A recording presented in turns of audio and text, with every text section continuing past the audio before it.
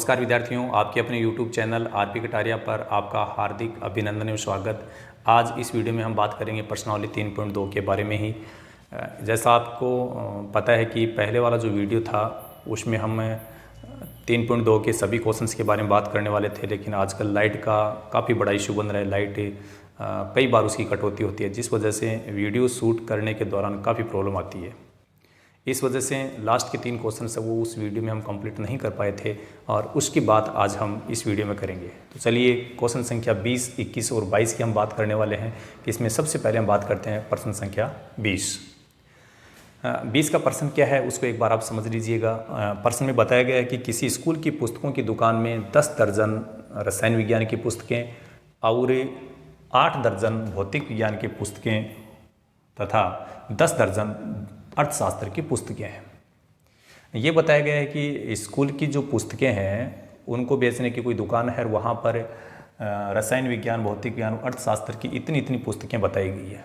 ये दर्जन में दी गई है, इसको हमने नग में चेंज कर दिया कि आप जानते हैं कि जैसे एक दर्जन में किसी भी चीज़ के 12 नग होते हैं, इसलिए 12 से इसको मल्टीप्लाई कर दिया, 120 आ गया। 12 को यहाँ मल्टीप्लाई किया, यहाँ किया, तो दर्जन को हमने प्रत्येक नग के अनुसार इसको चेंज कर दिया। ये पुस्तकों की संख्या में प्राप्त हो गई। इसके साथ साथ में ये बोला गया है कि इन पुस्तकों का विक्रय मूल्य क्रमशः है 80 रुपये, 60 रुपये तथा 40 रुपये प्रति पुस्तक। प्रति पुस्तक का मतलब एक पुस्तक का। तभी हमने इस दर्जन वाली क्वांटिटी को हमने प्रत्येक नग में चेंज किया था। अब हमने आगे कहा गया है कि आव्यूह बीजगणित, मैट्रिक्स की जो बीजगणित है उसके प्रयोग के द्वारा ये ज्ञात कीजिए कि उस दुकानदार को इन पुस्तकों को बेचने के बाद कितनी धनराशि प्राप्त होगी। ऐसा आपका 20 का क्वेश्चन है। तो सबसे पहले जो पुस्तकों की संख्या दी गई है, पुस्तकों की संख्या से हमने एक मैट्रिक्स का निर्माण कर दिया और 120, 96, 120 ये सब हमने एक पंक्ति के रूप में लिख दिया। और आप देख रहे हैं कि ये जो मैट्रिक्स है इसमें एक ही पंक्ति है, लेकिन स्तंभ कितने हैं? 3 है। तो ये 1 गुणा 3 कोटि की एक मैट्रिक्स हो गई। इसके बाद में विक्रय मूल्य दिया गया है कि विक्रय मूल्य 80 रुपये, 60 रुपये, 40 रुपये प्रति पुस्तक। तो जो भी ये क्वांटिटी दी गई है यहाँ से भी हम एक मैट्रिक्स बनाएंगे जिसको हमने बी नाम दिया है।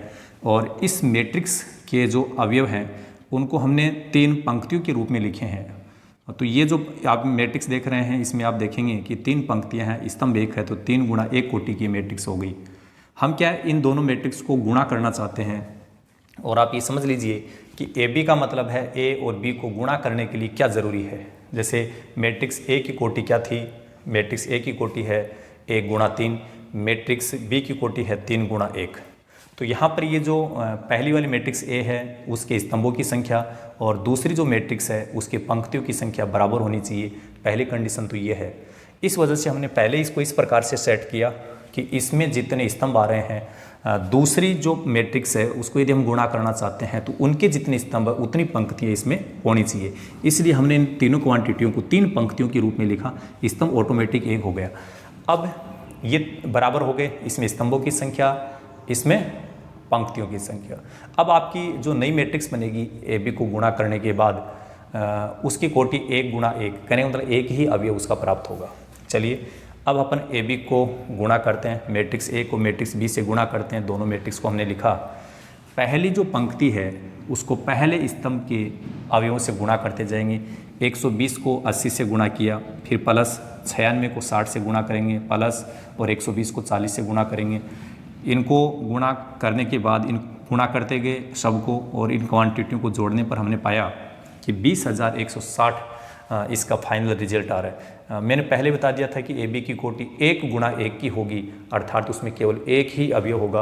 और ये जो रिजल्ट फाइनल आ रहा है यही क्या होगा, इन पुस्तकों का जो विक्रय मूल्य है टोटल या इनको बेचने के बाद में मिलने वाली जो कुल धनराशि है वो है 20,160 रुपये।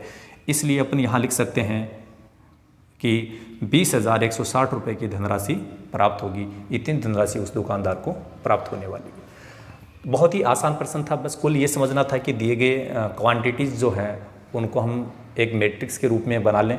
और यदि गुणा करना है तो थोड़ा सा ध्यान रखें कि यदि पहले वाले अवयवों को आपने पंक्ति के रूप में जमाने का प्रयास किया है तो दूसरे बाकी के जो क्वांटिटी दे रखी हैं उनको आप स्तंभों के रूप में ही दर्शा दें।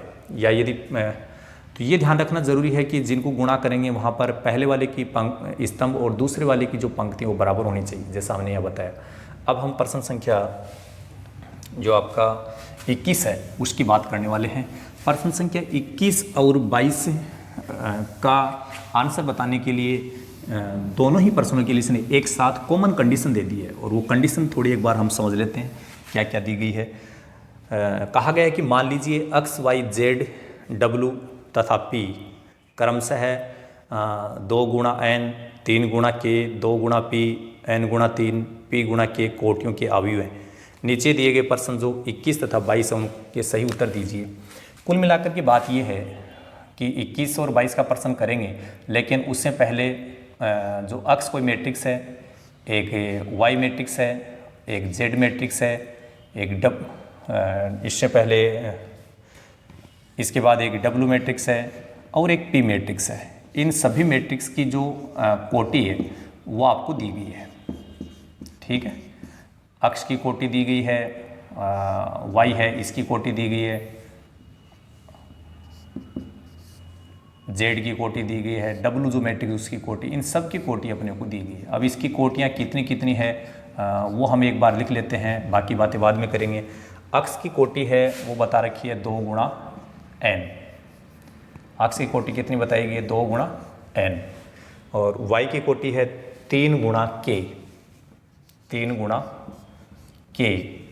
z की जो कोटि है वो बताई गई है 2 गुणा p, 2 गुणा p। w की जो कोटि है वो है n गुणा 3, और p की जो कोटि है वो है p गुणा k, ठीक है। इस प्रकार से ये जो जितने भी मैट्रिक्स बताई गई हैं x y z w p, इन सब की कोटि दे दी। इसमें तो कोई समझने वाली कोई खास बात है ही नहीं, जो दिया गया है उसको अपन लिखेंगे और उसका यूज करना है। अब प्रश्न संख्या जो 21 है वो आपको समझना है कि प्रश्न संख्या जो 21 है उसमें अपने को क्या कहा गया है कि P Y plus W Y, P Y plus W Y के परिभाषित होने के लिए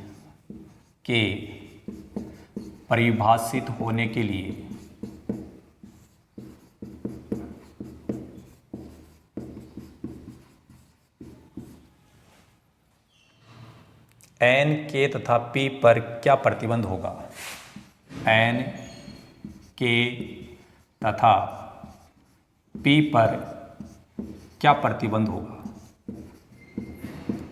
ऑप्शन जो है वो अपने को दिए गए हैं। ऑप्शन एक बार हम लिख लेते हैं, उसमें कौन सा राइट होगा उसकी हम बात कर लेंगे कि पॉइंट ए, ऑप्शन ए में बोला गया P बराबर n और K बराबर लिखा गया है 3। इसी प्रकार ऑप्शन बी में बताया गया है K सवेच्छ है और P का मान 2 आएगा, K सवेच्छ है और P का मान कितना आएगा 2। ऑप्शन सी है P सवेच्छ, K बराबर 3, K का मान कितना है 3, और ऑप्शन डी में बताया गया है कि K का मान 2 और P का मान 3। ऐसा कुछ अपने को इसमें पॉइंट्स दिए गए हैं। अब देखो समझते हैं कि इसमें कौन सा ऑप्शन वो राइट होगा। उस क्वेश्चन के लिए एक कॉमन कंडीशन दी गई है, ठीक है। वो कंडीशन क्या देखिए, x y z w p ये कुछ मैट्रिक्स हैं, इनकी अपने को कोटि यहाँ पर दी गई है, जैसा कि हमने यहाँ कोटि लिखी है। अब इनके आधार पे अपने को प्रश्न संख्या 21 और 22 का जवाब देना है। तो देखिए 21 को पहले समझते हैं। यहाँ लिखा हुआ पी वाई, ये यहाँ पर 2 मैट्रिक्स गुणा हो रही है, और डब्लू वाई ये दोनों मैट्रिक्स गुणा हो रही है, फिर इनको जोड़ा गया है। के परिभाषित होने के लिए एन के तथा पी पर क्या प्रतिबंध होगा, कि इन तीनों में एक दूसरे के साथ में क्या रिलेशन आएगा, ऐसा कुछ इस ऑप्शन के अनुसार अपने को बताना है। ये 4 ऑप्शन दिए गए, इसमें कौन सा ऑप्शन सही होगा उसकी बात करेंगे। सबसे पहले अपने पी वाई की बात करते हैं। देखो मैट्रिक्स पी है वो वाई से गुणा हो रही है। अब इनके गुणा होने के लिए आवश्यक कंडीशन क्या है वो समझिए। पी की कोटि कितनी है, देखो पी की कोटि यहाँ पर बता रखी है। पी की कोटि बताएगी पी गुणा के, और वाई जो है y की कोटि यहाँ लिखी हुई है 3 गुणा k, 3 गुणा k। यहाँ से आप समझेंगे, देखिए कि पहली जो आपकी मैट्रिक्स है उसकी तो स्तंभ और दूसरी जो मैट्रिक्स है उसके पंक्ति, ये दोनों बराबर होने चाहिए। यदि ये बराबर होते हैं तो ही p और y गुणा होगी। तो इसके गुणा के लिए क्या ज़रूरी है कि k का मान 3 होना ज़रूरी है। ये बात अपने को समझ में आ गई। तो यहाँ से एक तो k की वैल्यू पता चल गई कि k बराबर 3 आएगा। साथ साथ में py जो है, इस py की कोटि क्या होगी, py की कोटि कितनी होगी, तो py की कोटि होगी, यहाँ p बचा हुआ यहाँ k, तो ये इसकी कोटि हो जाएगी p गुणा k। अब आगे बात आती है WY की। तो देखिए WY के लिए भी हम बात करेंगे कि मैट्रिक्स जो W है उसकी कोटि अपने को कितनी बताई गई, n गुणा 3। तो n गुणा 3, मैट्रिक्स Y है उसकी कोटि बता रखी है 3 गुणा k।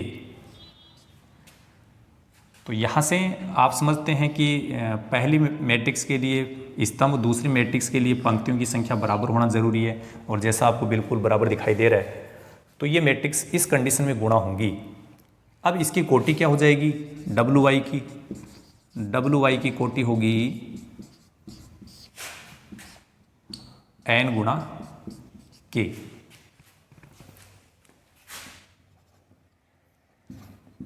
अब py जो है, py और wy इन दोनों के योग के लिए क्या ज़रूरी है, कोई भी दो मैट्रिक्स हैं यदि उनका योग है, इनके योग के लिए ज़रूरी है कि py की जो कोटि है, py की कोटि और wy की जो कोटि है वो क्या होंगी, बराबर होंगी। py की कोटि और wy के बराबर होगी। तो py की कोटि हमने वहाँ कितनी लिख रखी है, यहाँ से देखो p गुणा k लिख रखी है, और WY की कोटि क्या लिख रखी है अपने, n गुणा k लिख रखी है। अब यहाँ से थोड़ा समझ लीजिए, बराबर यदि उनकी कोटियाँ बराबर होंगी तो देखो स्तंभ के बराबर अपने को दिख रहा है, तो पंक्ति है वो पंक्ति के बराबर होगी। तो यहाँ से अपने हम बोल सकते हैं कि अर्थात P जो है, P की वैल्यू क्या आएगी, n आएगी। अब ऐसा कौन सा ऑप्शन है जिसमें P बराबर n आ रहा हो और k का मान 3 आ रहा हो, ये दो कंडीशन है, k का मान 3 और p बराबर n, ऐसा अपने को ऑप्शन ए में मिल रहा है। तो ये आपका ऑप्शन ए है, राइट हो जाएगा। केवल इतना ही समझना था अपने को, इसको आप आराम से समझ सकते हैं। एक बार समझ में नहीं आता एक बार फिर से आप वीडियो को देख सकते हैं। अब हम प्रश्न संख्या 22 जो है उसकी बात करेंगे। 22 के प्रश्न में बताया गया है कि यदि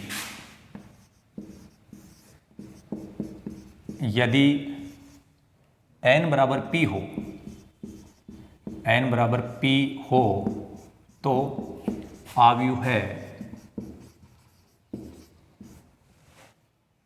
7x माइनस 5 z की कोटि क्या है, की कोटि है। ऑप्शन दिए गए हैं, ऑप्शन ए में बताया गया है p गुणा 2,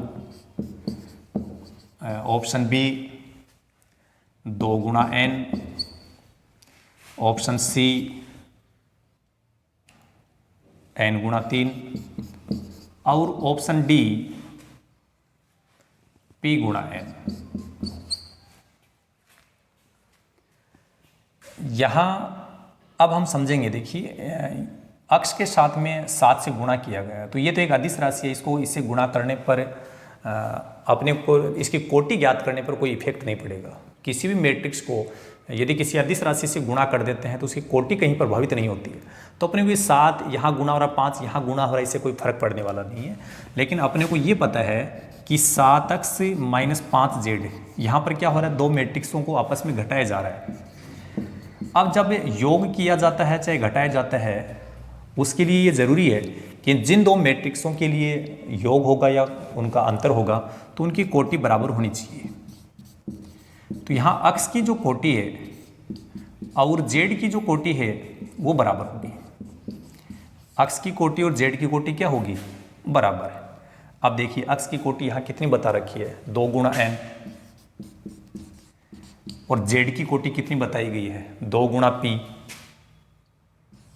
2 गुणा p। अब यहाँ से हम बात समझते हैं कि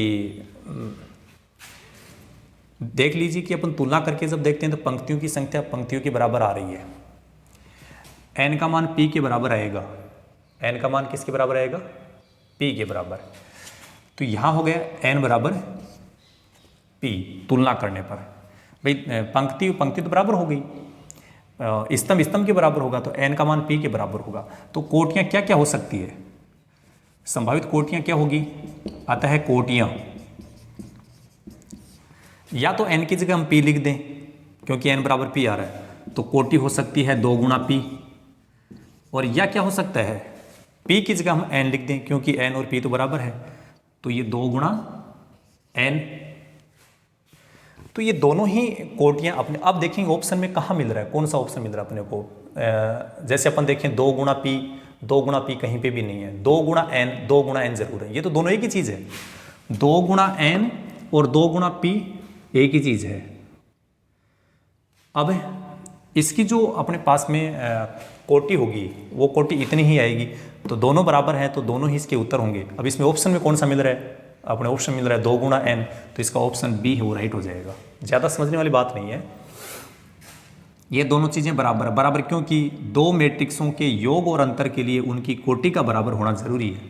तो हमारे पास में ऐसा प्रतिबंध आ गई, ये शर्त आ गई, ये दोनों चीज़ बराबर है। अब ये कहीं पे मिल रहा है तो भी ठीक है, ये कहीं मिल रहा है तो भी ठीक है, इसकी कोटि है वो या तो ये होगी या ये होगी, चीज़ दोनों बराबर है। अब इसमें 2 गुणा n तो अपने को यहाँ मिल गया, बाकी ये मिला नहीं, इसका मतलब ऑप्शन बी है वो आपका राइट हो जाएगा। ठीक है भाई, इस प्रकार से हमने प्रश्नावली 3.2 है वो हमने समाप्त की, और नई जो एक्सरसाइज है 3.3 के बारे में हम बात करेंगे, और बहुत ही बेहतरीन तरीके से वहाँ पर हम चर्चा करने वाले हैं कि सममित विषम सममित मैट्रिक्स क्या है, परिवर्त मैट्रिक्स क्या है, उसके किस प्रकार के गुण धर्म हैं, कैसे उनको आगे अपन हल करते हैं। बहुत ही आसान तरीके से सहज वे में आपको बताया जाएगा, आप बहुत ही आराम से उसको समझ पाएंगे। तो चलिए इस वीडियो में हमें केवल इतनी ही चर्चा करते हैं, और नेक्स्ट वीडियो में हम बात करेंगे प्रश्नावली 3.3 के बारे में। So thank you so much, all the best, be positive always.